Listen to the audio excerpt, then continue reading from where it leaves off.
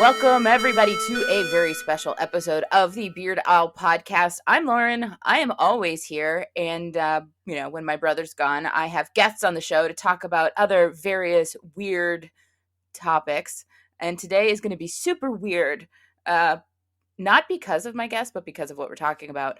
I have Robert from the Crooked Table podcast with me today. Hey, Rob, how are you? Good, Lauren. How are you doing? Thanks for having me on.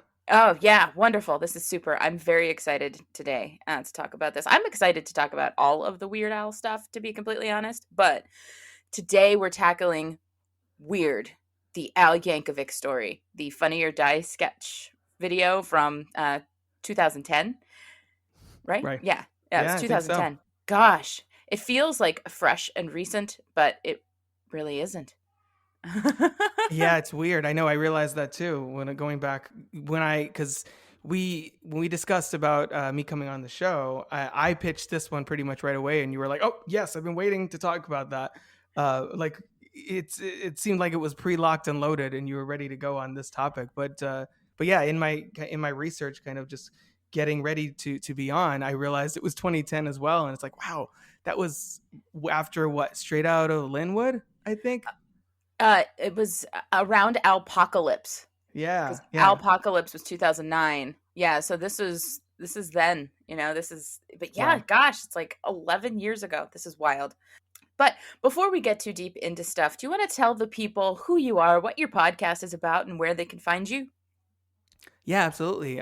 So I'm Robert Yaniz Jr. I'm host of the Crooked Table podcast. We discuss the world of film from a fresh angle. That involves every episode a different guest coming on and talking with me. It started out kind of being more about a movie of their choice, and now I'm really trying to hone in on the what it means to be the world of film from a fresh angle. So I'm focusing on either little known movies, classics that might have been forgotten, or sort of movies that have a negative reputation and kind of trying to rehabilitate them. So I'm trying to hone in on exactly what that means, the world of film from a fresh angle. So far this year, I just, you're going to be on my first episode that just got posted a few days ago as of this recording. Yeah. So of course we talked UHF. I have Mulholland Drive coming up after that. And then Howard the Duck is, oh my God, rewatching for the first time in like 30 years. And it's going to be wild. That's awesome. Yeah, I had so much fun on your show talking, Weird Al and UHF. I always have fun talking Weird Al. Obviously, that's why I have this show. Yeah, exactly. So people can find the show on Apple Podcasts, Spotify, other podcatchers, and I'm on Twitter at Crooked Table. So awesome. Yeah, having a good time talking about movies. Yeah, and of course, everybody just check the notes on this show. I'll have, everywhere you can find Crooked Table down there. And I'll also have a link to Weird, the Al Yankovic story, so you can watch that without having to Google for yourself. Yeah, so since this is the Beard Owl podcast, I have a beer that I'm going to drink to talk about Weird, the Al Yankovic story. I'm going to introduce mine really quickly because it's actually, I've had before, not on this show, but I've had it before. It's called Brains with a whole lot of A's, and there's like a zombie on the can, and it's nice. called it's a double fruit smoothie sour called Guava, Guava, Guava. And I will tell you what, it really does taste like Guava, Guava, Guava. It's nice, and it's a good day drinking beer because it's light in flavor and it's fruity, and you feel like, okay, I can do this in the afternoon, no problem. Yeah, exactly. Yeah. It's from Drekker Brewing Company. I don't know if I said that or not. And I don't even know where they're located. I can tell you later. I'm trying to look on the can, and it's not helpful. But yeah, they did a whole series of these Brains fruit smoothie sours with different fruits. I've had a couple. I think I had like a mango one. I had a passion fruit one, and now I've got Guava, Guava, Guava. There you go. So, no, that sounds good. Yeah. What do you got? So I have, we're both in Florida. I'm in Tampa. So the big local brewer is Cigar City Brewing over here. So I got, because we're talking weird, of course, I thought, what's weirder than the Florida Man? So I have Florida Man Double India Pale Ale, and it's 8.5% ABV. brewed with a crazy amount of hops. And I want to read the description that they have on here because it's pretty awesome. Unpredictable varieties of hops used in nearly criminal volumes combine to create a bold, citrusy double India Pale Ale brewed to pay tribute to, in quotes, the world's worst superhero, Florida Man. Yes, I love the Florida Man beer. I actually had Florida Man last night. Nice. There you go. Yeah. It's one of those beers that it's a good beer that you can get in the grocery store here. So Yes. yeah, it's not difficult to acquire around these parts. So I appreciate what you've brought because yeah, there's nothing weirder than Florida Man. Exactly. Nothing weirder, except maybe Weird Al. So this little, it's basically it's a trailer, right, for a movie that never got made, sadly. But Well, yeah, which we'll get into. We'll talk about that for yeah. sure. Oh yeah, for sure. So in this trailer, it's spoofing those rock biopics, where you kind of see that arc happen from childhood to get stardom, and then of course the fall from grace. And I think putting Weird Al in this context is super hilarious because if you've ever seen his Behind the Music episode, I think you and I talked about this on your show that Yep. he basically says, I don't know why we're doing this about me. Like there's I'm a pretty normal guy. There's nothing weird about me. I don't do drugs. I've never done this. I've never done that. And of course, in this fake biopic trailer, he does all of those things.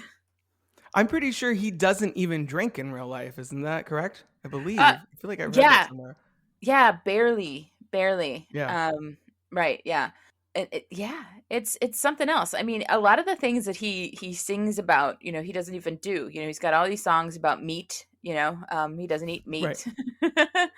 um, but yeah, he doesn't drink. He doesn't do anything really bad, which is why Weird Al is going to live forever because he takes care of himself. Exactly. So I think the part that struck me the most in the Weird Al story is how being weird is like the thing to be ashamed of. It's the thing he had to hide from his parents. It's the Hawaiian shirts he's kind of got tucked away because they're shameful for some reason. Right. That's a fun little kind of poke at who Weird Al actually is, because I think far too often in life people feel like they have to hide the fact that there's something weird about them, you know? And I think maybe having to hide it is the thing that kind of set this fictional Weird Al like down down the road to destruction because he wasn't allowed to just be weird. I think you see a little bit of that. It reminds me of Rocket Man, which is the Elton John biopic from like a Mm, couple of years ago. I feel like that has sort of a similar through line. He's different and he's unique, and he wants to be outlandish and performance and his performance art and stuff.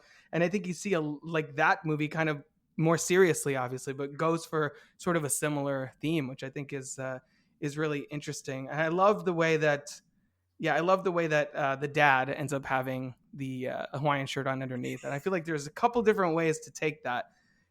So I was wondering, I wanted to throw this at you. Do you think that implies that the father, and we got to get into this incredible cast that they assembled for oh my this god, parody yes. trailer, Yeah. that the father, did you take that to mean that the father is and has always been weird as well, or that he's just embraced his son's weirdness and supports him? Because I feel like it Oh, could go either way.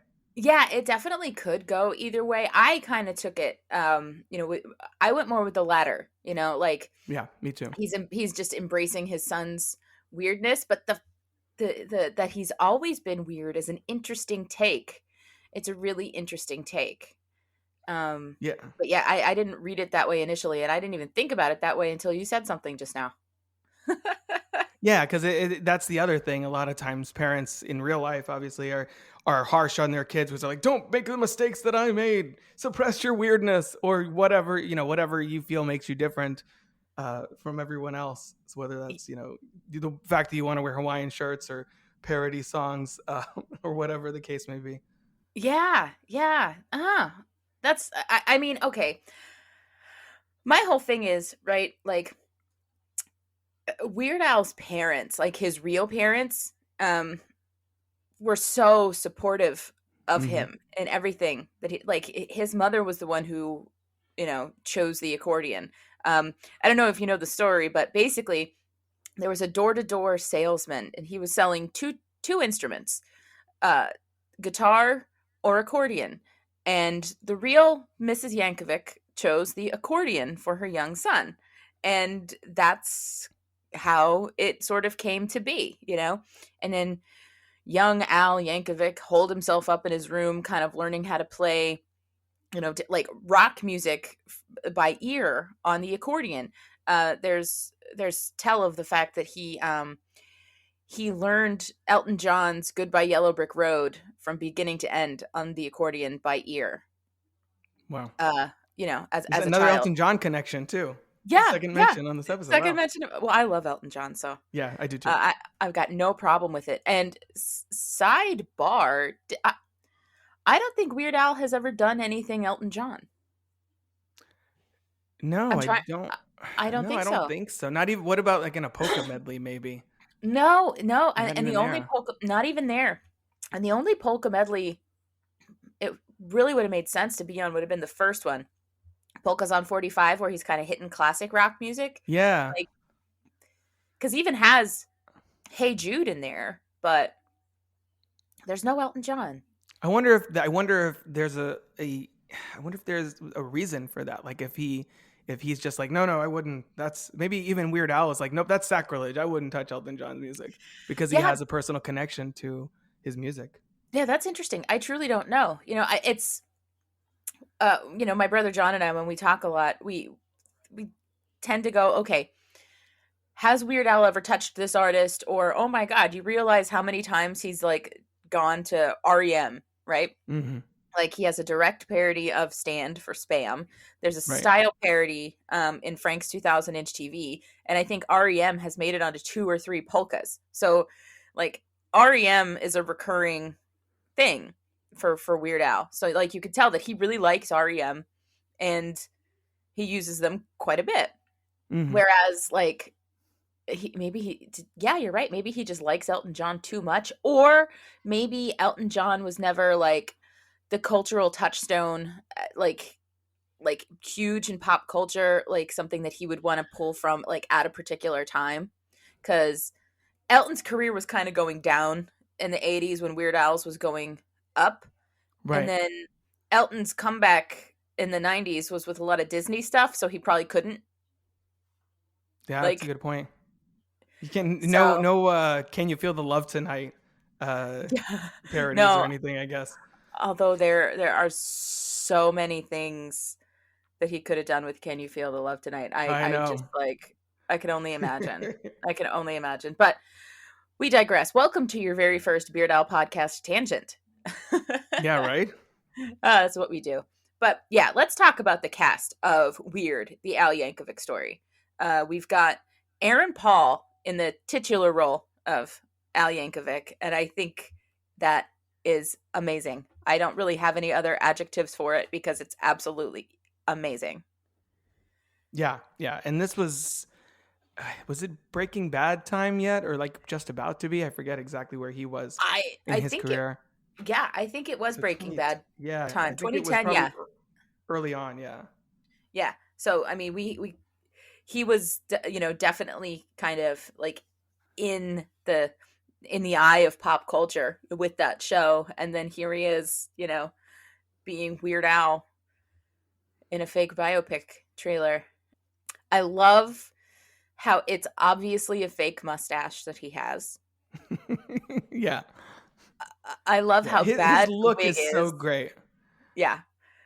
It's amazing. It's absolutely amazing. And like he gets a lot of Weird Al's physical mannerisms down pretty well. When he's on the stage and that kind of he moves in ways that Weird Al would. Mm-hmm. But the angle is so completely different that like it feels familiar, like because you're hearing some of the early Weird Al hits like Eat It and Like a Surgeon, but then you're seeing it's so much darker to look at, and it kind of like there's a contradiction between what you're seeing and what you're hearing. Right. You know, Yeah, it's I like think the that, real story behind the song kind of yeah, vibe to it. Yeah. yeah, yeah. Oh, yeah, he does a great job with Weird Al. And then, of course, the torrid affair that he has with Olivia Wilde as Madonna. God. That I love the fact that one that first of all, Olivia Wilde does a great job like kind of capturing early Madonna in her Yeah. look, in her actions as well. So like you mentioned with Al, sort of her mannerisms. The fact that she is like the fact that Al is weird is sort of a kink for her. I think Uh-huh. it's hilarious. And the fact that she's like, oh, so I heard you're gonna do a parody of my song. It's like even in Weird, the Al Yankovic story, it seems like he's reaching out to the artist to get permissions to do a parody of the song. So it's like true to Al's actual philosophy in that way, which I thought was really funny.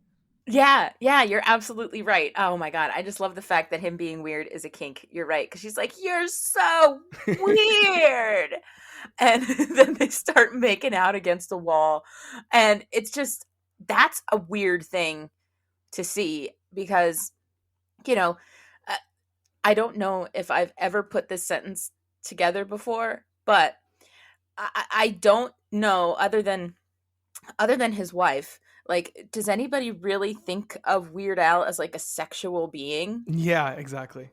You know, and that is a shocking thing to think about. And I mean, obviously he's human, you know, he has a child, like it happened, but Right. like we don't think about it. And to see, you know, Olivia Wilde as Madonna going completely crazy for how weird he is and just kind of, you know, entering into this affair type relationship, it's like, oh my God. And then, of course, you think the real Madonna and the real Weird Al at the time, like, Hmm. could you have imagined, like, if they really did get together, like, the red carpet appearances, like, would have been insane. Right. Yeah. I think Madonna made headlines like in the 80s at one point because she'd go into the Grammys or some music awards show with Michael Jackson. So imagine if it had been her and Weird Al, how much more interesting that would have been in a way. And talk Yeah. about an artist that he's obviously like a surgeon. Ray of Light is in one of the polka medleys, and I Hmm. forget if there's anything else, but that's another one that he's kind Yeah. of referred back to a few times. Yeah. Yeah. And I mean, it's part of Weird Al lore that Madonna actually came up with the title for Like a Surgeon. And Weird Al takes pride in the fact that he's come up with all of his own parodies. He is notoriously not open to taking parody ideas from other people and from Right. fans. But he caught wind that Madonna kind of offhandedly said, you know, when's Weird Al going to do Like a Surgeon? And he did. And I think that's pretty interesting, you know? So Yeah. again, there's like another slight grain of truth there in that Madonna may not have had an affair with Weird Al, but she does have the distinction of being the only person to get the honor to actually recommend a parody to him that he did. Hmm. Right. And one of his biggest hits early on too. Yeah. Oh yeah. I mean, seriously, the video for Like a Surgeon is probably for me the closest that Weird Al gets to being a sexual being. The Because crawling he's, around towards at the yeah. yeah, writhing around in this like on a gurney, you know, just kind of doing his best Madonna impression. I mean, it's adorable, but it's like, okay, all right, he's owning himself in this. Um, Yeah. yeah. So It's like everything else. He has to assimilate all these different musical styles, and he does a tremendous job sort of capturing that like breathy vocal style that Madonna does on that song. uh-huh. It's definitely a standout of his videography. That's for sure.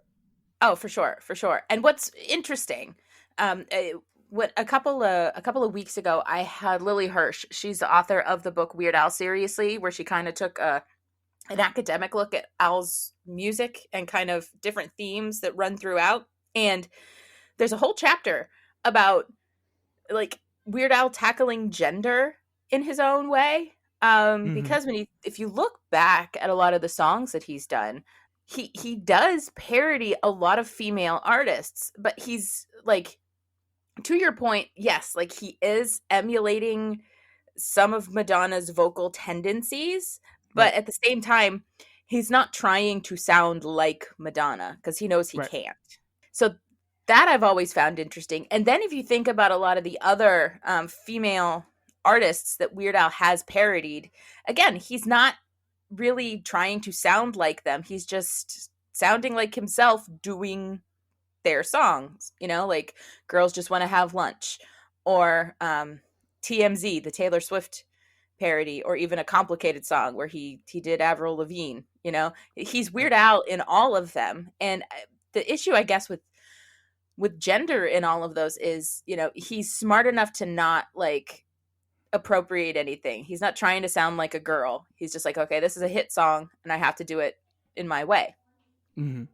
So yeah, it's like any impersonation in a way. Like, and it's not that he's trying to even impersonate them. He's trying to meet in the middle between his own style and the style of the artist that he's pairing. And I feel like that means hitting certain hallmarks. So that ooh baby, yeah, that kind of thing. Like certain elements of whatever song he's parodying. But and that's the thing. And I think we talked about this on my show as well, that's part of what makes him such a genius as a musician, is that he's able to, cover Madonna or Michael Jackson or, Chameleon Air, whatever it may be, and sort of adopt all these different musical styles and make them his own. And everything sounds like Weird Al, but just kind of taking a step in a certain direction.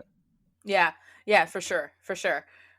He's definitely got his own thing, and he can put his own stamp on a lot of different stuff. I'm looking at this cast list. Let's come back to his parents, because I need to make sure that we talk about Patton Oswalt as Right. Dr. Demento. I put it in my notes in all caps. I was like, Mary Steenburgen, comma, Gary Cole, comma, Patton Oswalt as Dr. Demento, all caps. Yeah, for sure. He absolutely nails that. Yeah. Like, it's perfect. It's so perfect. It might be my favorite line delivery in this piece, when he's like, by changing the lyrics to make them about food, you can change the world. It's amazing. And if they were to ever make this as a real movie, that one, they need to get Patton Oswalt back. That's non-negotiable. That's absolutely non-negotiable. I mean, yeah, I could give or take most other folks. I mean, I think Olivia Wilde could still pull off Madonna even 11 years later. But yeah, 100% Patton Oswalt has to stay. He embodies like the spirit of Dr. Demento. Because like, obviously, if anybody, you're listening to this podcast, that the Dr. Demento show is where Weird Al got his start. So it's nice that they, did a little tip of the hat to that, because that's also another nugget of truth here. But oh my God, if you've ever actually listened to Dr. Demento, it's like Patton Oswalt is doing an impression, but I don't even know how I want to put this. He's doing an impression of Dr. Demento, but he's also taking him even more over the top than Dr. Demento himself is. Right. And for being somebody called Demento, he's pretty out there as it was. But yeah, I think Patton Oswalt was having a really good time doing that. Yeah, for sure. Yeah, that line delivery, like you said, now I'm just thinking about that in my mind, and that's all I'm thinking about is you can change the world. And he kind of did. Yeah. Yeah, he absolutely did. The way that this thing leans into both the profundity, but also the simplicity of just dropping that B on Beat It, where of course, obviously, we're talking about the cast, so Al himself as the producer with the little soul patch, which feels like sort of meta casting that Bohemian Rhapsody ripped off, because it has Mike Myers as the producer, who's like, you kids are not going to be driving around headbanging to Queen's Bohemian Rhapsody. And I'm like, okay, Wayne's World reference, got it. Having Al being like, this is, why would people pay for a parody song when they can get the real thing for the same price? And then having Aaron Paul's Al be like, 2 words, eat it. It's just is genius. I love the fact that Al is the one who's telling his fictional self that you're never gonna amount to anything, kid, and having the way that just changing beat it to eat it, how that really did make his career. That's what made him mainstream early on. So Yeah. I love the way that, again, like you were saying, the nuggets of truth. Yeah. And that's, I think that's what makes this work, right? Is that at face value, it's like just a fake biopic using probably one of the nicest people ever and putting them in situations that they wouldn't ever really be in. But the Right. deeper you dig into this, the nuggets of truth are all there. So, like, they did their homework putting this together. Absolutely did their homework.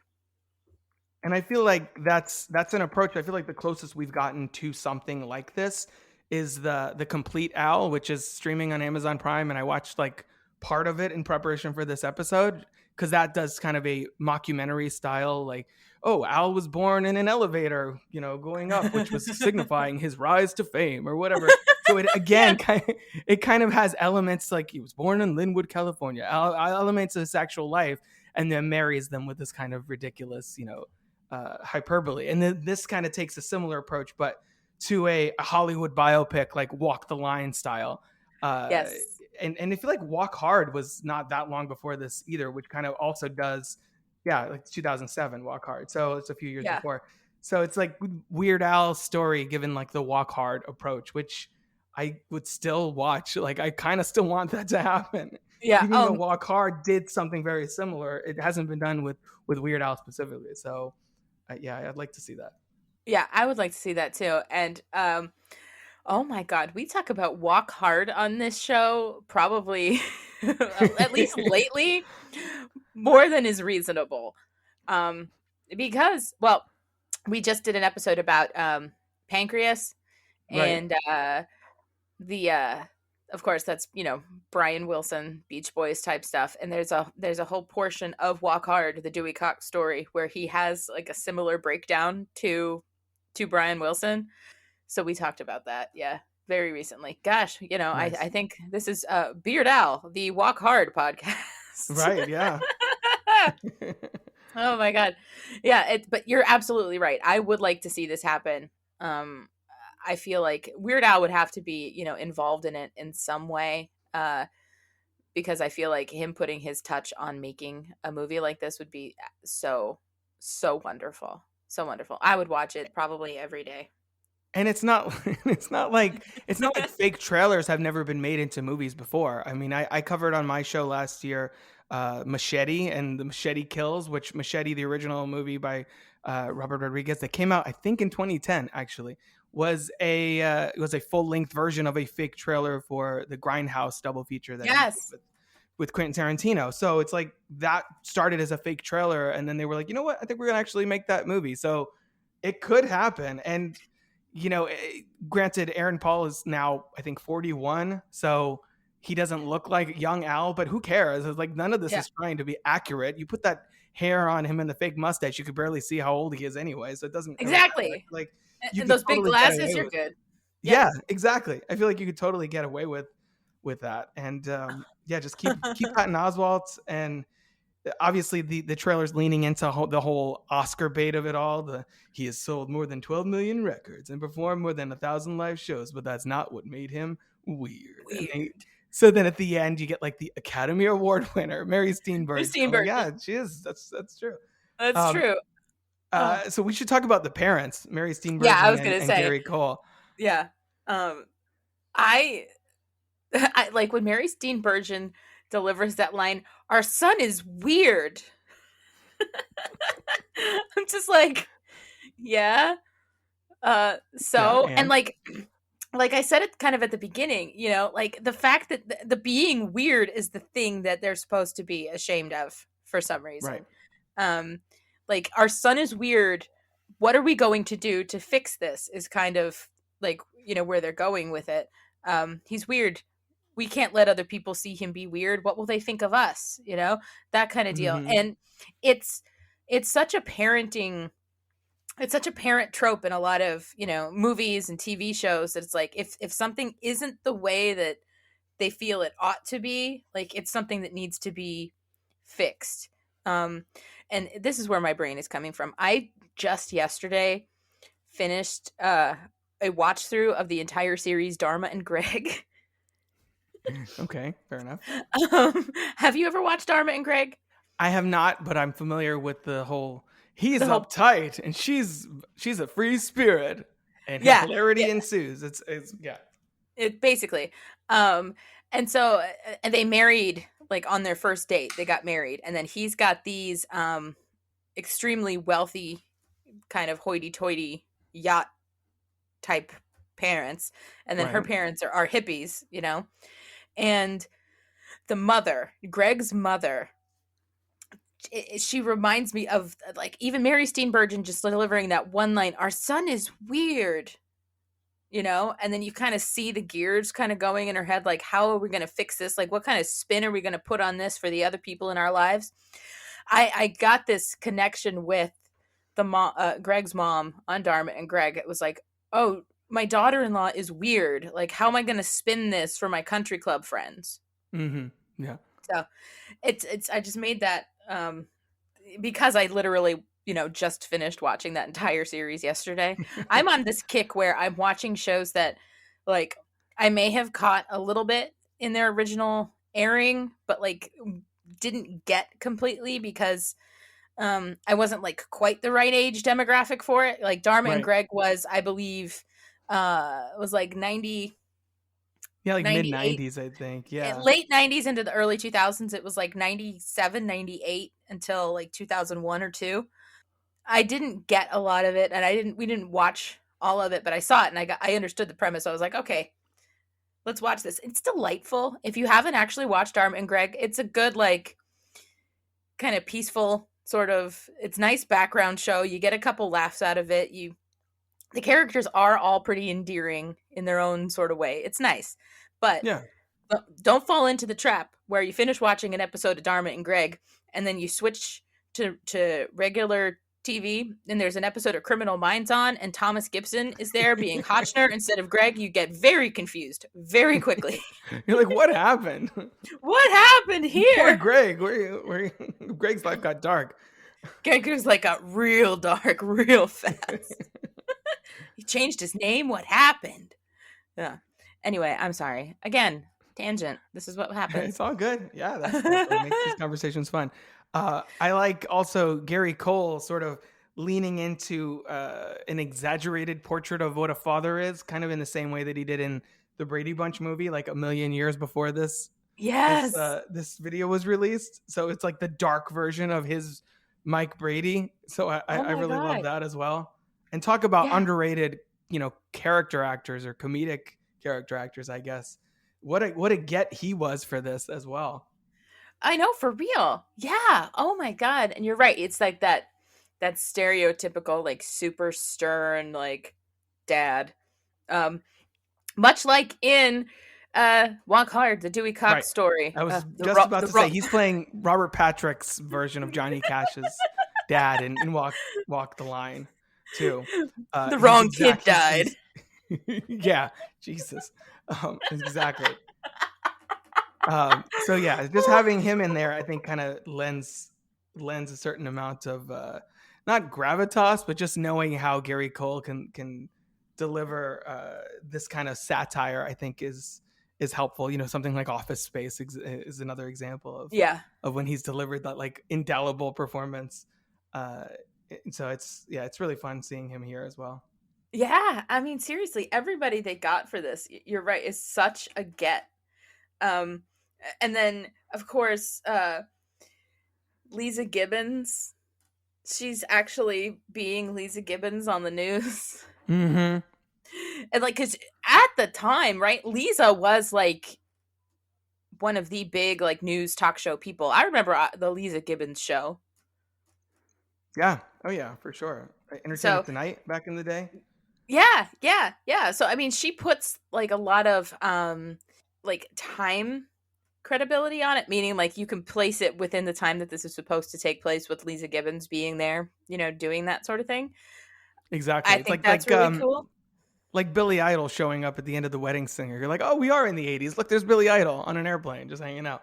Yeah, yeah, exactly, exactly. Yeah. I think sometimes we just need those little things, like even when something is incredibly absurd, that little thing that can help put it like in the time that it's supposed to be or what have you. It does a whole lot, because I don't know that I feel like Weird Al's producer character really looks appropriate for the time. Right. He Uh, looks like a douchey producer, which is the idea. yeah, I wanted to point out too the way that he delivers the another one of my favorite lines was like, "That kid's got the goods," which is another moment that I really loved. yeah, because he's talking about himself. Hmm. He's like, I don't know. I think this Weird Al guy is going places. Wink. So true. Oh my god. But yeah, do you think Weird Al didn't even think he was going places at the time? No, of course not. I Like, mean, he was basic. He was a kid when My Bologna happened and stuff. Wasn't he still like, I don't know, a teenager or like early 20s? I forget exactly when that he dropped re- and stuff. yeah, he recorded like the early version of it in the uh in his The college bathroom somewhere, right? bathroom. Yeah. Yeah, in like 1978 or 9, and he was born at the end of 59, so he was Yeah. 19, 20 when he was doing all of that. So yeah, I mean, he was still a kid. Um and I he feel had like no idea. I feel like that's part of that's part of what makes his story kind of inspirational. It's like, those silly things you do when you're a kid? You can make a living doing that if you really focus on it. The fact that he's now 61 years old, which blows my mind. I Um, know. and he's still doing the kind of stuff he was doing when he was 19 and having a blast doing it, and kind of created this legendary career that's influenced generations now, decades worth of people. Is crazy to me that he's just like, you know what, I'm gonna change the lyrics to songs to make them about food, and I'm gonna change the world. And And like you damn it, said, he he kind of did. did. He did. I mean, cuz seriously, we wouldn't have half, like, there's so much in the comedy world that we wouldn't have if Hmm. not for Weird Al, you know?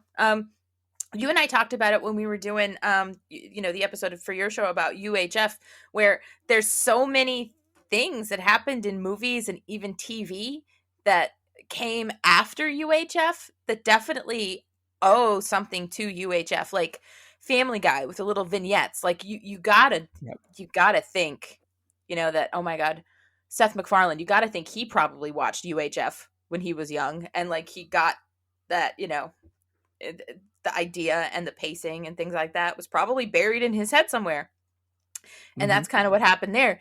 And then, of course, all the comedy groups that are out, Lonely Island, who are, big, big Weird Al fans. And I'm going to take a big swing here. All right. Big, big swing. Oh One of boy. the biggest Weird Al fans out there, famously, is Lin-Manuel Miranda. Yep. He, huge Weird Al fan. He's geeked out about it on, Jimmy Fallon's Tonight Show many, many times. I've seen the video of him listening to the Hamilton polka, which is delightful. Watching Uh, someone, because I did a whole Crooked Roundtable on my show for like 2.5 hours talking about Hamilton, the Disney Plus film, and how that like was the predominant entertainment that I experienced in 2020 during the pandemic and everything. I drove my wife crazy just listening to Hamilton constantly.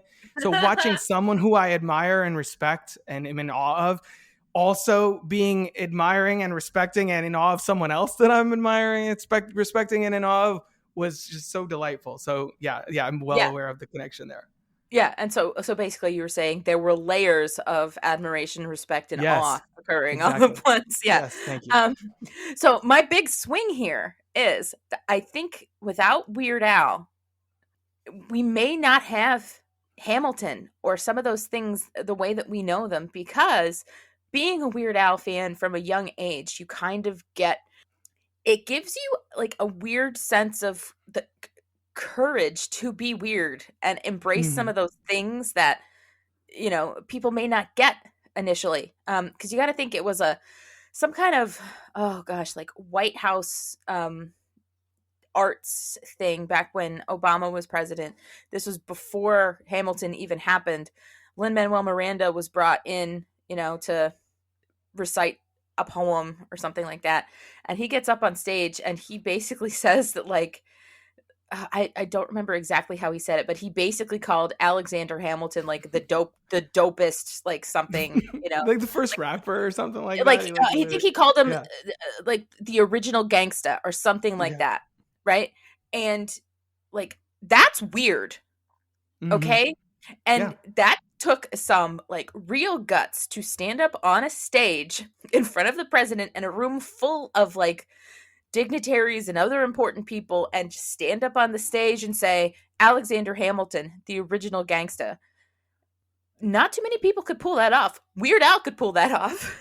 And And it's so I ironic going back and watching it where they're like, I'm writing a hip hop musical about Alexander Hamilton, and there's laughter in the room, and you're like, yeah, you wait, people, you'll see. just you wait for it. Just you wait, exactly. Um, I just watched it again recently this week, so it's fresh in my mind. But I'll actually take it one step further for your bold claim.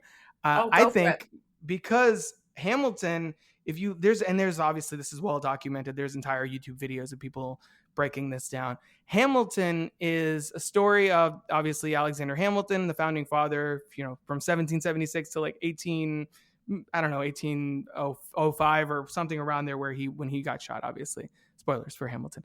Um, but it riffs on a lot of modern pop culture, and that's part of what makes it so brilliant, is that it's a story about a founding father and the beginning of our country, but being told through a modern lens.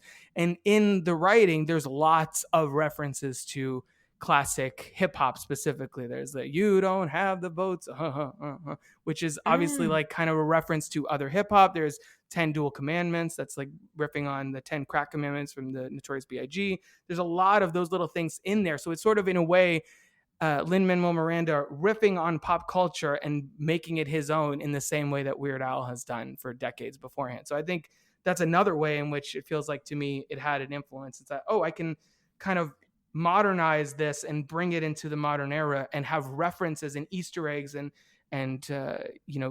take pop culture and filter it through the lens of whatever I'm trying to say in the same way that he has done. Yeah, yeah, all right. I love it. Yes, you heard it here today, folks. Without Weird Al, we would not have Hamilton. Bold Definitely. claim. Bold claim. Standing by But it, doubling down. doubly, yeah, that's it. I stand by this. This is the hill upon which I will die. Oh, yeah, seriously, look at that. Look at that. Look how long we've already talked about About something this that's less like than 3 minute 3 minutes things, long. yeah. Plus, it's the other thing that I really love about this, particularly this video, is I'm not gonna say that Al invented the viral video, but I'm also not gonna say he didn't with his music videos, because they are works of comedy and they are under 3 minutes almost exclusively. I'd say they're mostly like 3 to 4 minutes, kind of generally, Yeah. depending on the song. His videos, I would say, in a way, were kind of the original viral comedy sketches, if you want to go that far, in a way that, like, there were sketch comedy shows before he broke out, obviously, but I Mhm. feel like he crystallized it in that, hey, here's this 3 minute video that you can like watch on, at the time, MTV, but now everything is online. So now everything is like Funny or Die or College Humor or a million other YouTubers that are trying to do, Randy Rainbow or whoever, like all these other Yeah. people that have comedy parodies of things and compress them into like nice 3 minute chunks. So I feel like doing a viral comedy video on Weird Al is another way in which this is kind of metatextual. Yeah, oh my god, absolutely. Absolutely. It's very metatextual. And I mean, again, we're just making all these bold claims, but Right. like Weird Al really did change the world because yeah, you're right. Like think about it. Almost like there's so many people out there just like you said on YouTube essentially doing what Al was doing 30 plus years ago But it's a lot easier now because anybody can put something up on YouTube, right? Whereas Weird Al had to take a much more difficult road to get there. But he paved the way for a lot of people just to be able to sit down and say, you know what, I'm going to change the words to this song, and hopefully somebody laughs at it. Because that's something that happens all the time now. Everybody does Hmm. it. It's why And he doesn't take suggestions from fans, because it's just like on some level we all want to be Weird Al. yeah, There's you're another right. bold claim for you. Another bold claim. Yeah. On some level, we all want to be Weird Al. And that's true. That's true. I mean, I know I've sat down and I've written some parody lyrics about um I feel like seriously, food is like the easiest place to start, you It know? is. Uh Everybody can relate to that. yeah, and I think that's probably why he started with food, because it's such a relatable thing. Like that's the foot in the door. You know, everybody's got to eat. So, let's write about food here, you know? Like I wrote lyrics to Fleetwood Mac's Rhiannon, but I changed it to bananas. Nice. Yeah. I think it starts off like banana cream makes an excellent pie, and wouldn't you want to eat some bananas? But see, yeah, everybody wants to be Weird Al. Yeah. And these days everybody can be Weird Al to the everybody can be Weird Al, so much so that Weird Al isn't going to put albums out anymore because he's like, the album format is not the format for this because it takes so long. Yeah. The immediacy is gone. So, It's true. It's why he's been, I think, since Mandatory Fun, been so active in just like, showing up on Schmo Yoho or wherever, all these viral videos. Like I feel like it's every few months or every year or whatever, he shows up, pops up randomly on a couple random, YouTube channels. Not random because they're obviously have a huge following, but in places you wouldn't expect him. You're like, oh, hey, there's Weird Al again. What's he yeah. doing? He's singing. He's He's singing about the election. That's which is a one I listen to a lot. The Who's It Gonna uh Be, which yeah, which is so much fun. it's so much fun. It's so much. Did you catch him? It just as of when we're recording this, it was just like yesterday or the day before. Um he was interviewed by Triumph, the insult comic dog. I saw that in my YouTube suggestions, but I haven't gotten a chance to watch it yet. I was Yeah, probably so busy watching the Al Yankovic story on a loop that I didn't get a chance to watch that one yet. yeah, you watch it. And I'm just gonna say that I can link that below for people as well because it's Nice. worth it. You just get to the end. I got to the end of it, and I'm not going to give anything away other than the fact that Al sings something that we've never heard him sing before, and you don't realize until you're without new Al music for such a long time how, like, the feeling that comes over you when you hear Weird Al sing something you've never heard him sing before.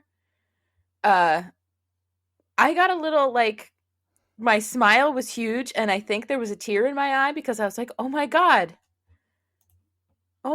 this is amazing. So just watch it.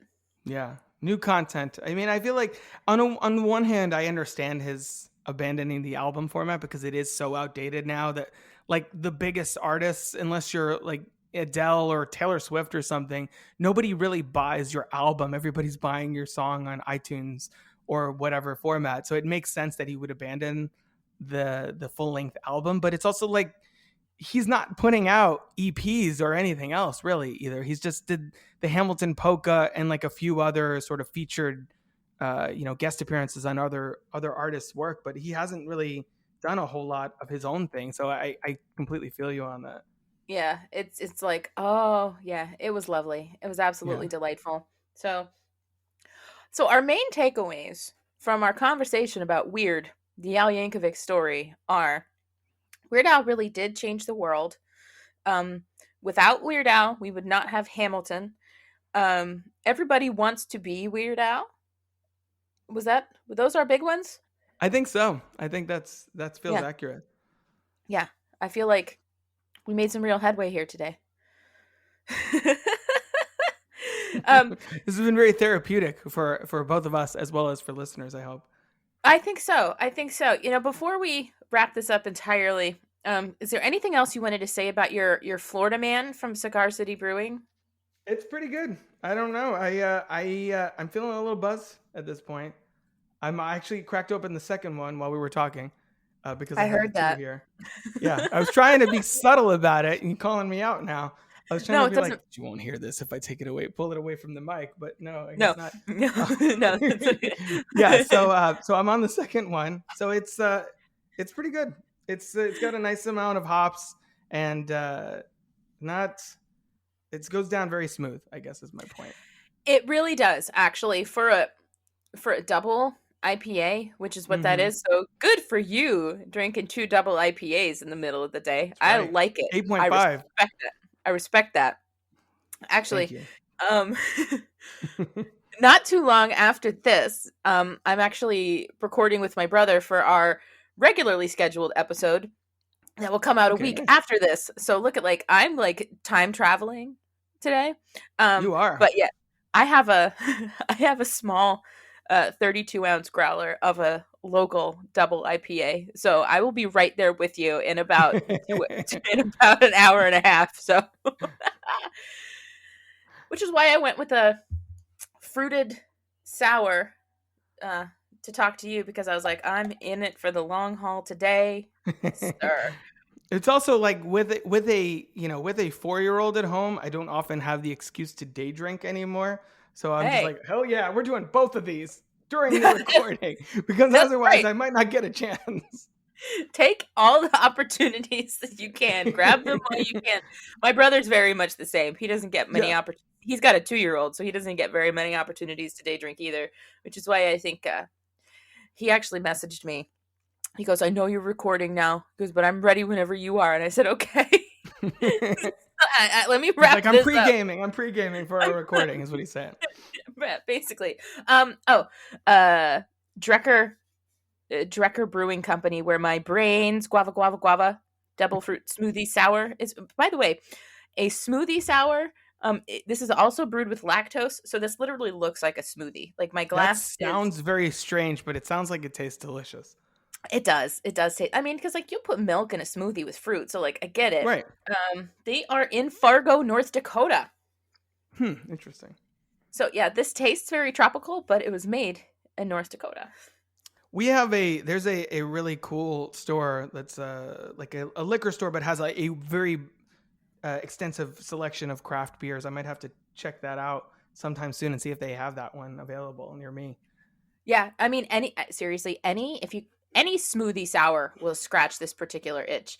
And the can of this one is so funny because it tells you what malts, what hops, and stuff, and then there's a section that says gimmicks. So like, they know that they're being silly with this beer because it says guava, even more guava, sea salt, lactose sugar, and vanilla bean. Nice. Wow. So yeah. That's a beer.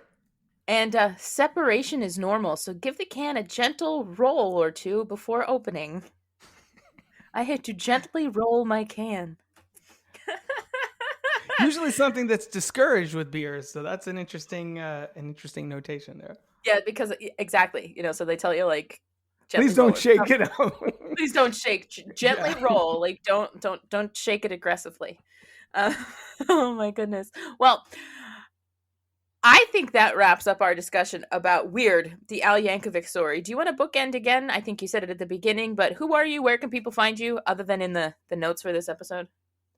Well, a couple of things I wanted to point out on this video that we didn't mention. One, Oh my God, I'm sorry. real fast.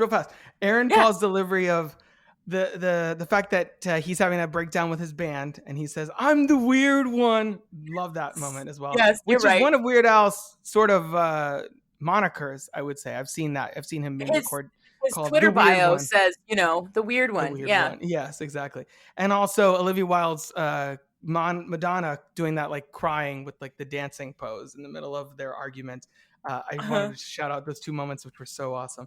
But yeah, so I'm Robert Yaniz Jr. of the Cricket Table podcast. You can find us on Apple Podcasts, Spotify, other podcatchers, as well as crickettable.com, on Twitter at Cricket Table. As of this recording, Lauren's guest appearance talking about UHF is the most recent episode. Mulholland Drive has been recorded and will be up very soon, followed by Howard the Duck implausibly. But that's the way it felt this year. So I like it. I'm embracing the randomness of my podcast in 2021. Yeah, I think that's the way to do it. And I appreciate that. And you, sir, are welcome here anytime you'd like to talk something else about Weird Al that you feel like you need to get off your chest and do some day drinking. Absolutely. And yeah, definitely come back.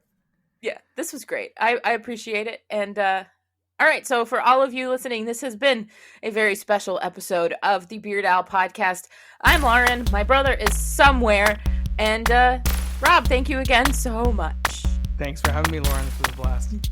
Yay. Bye-bye.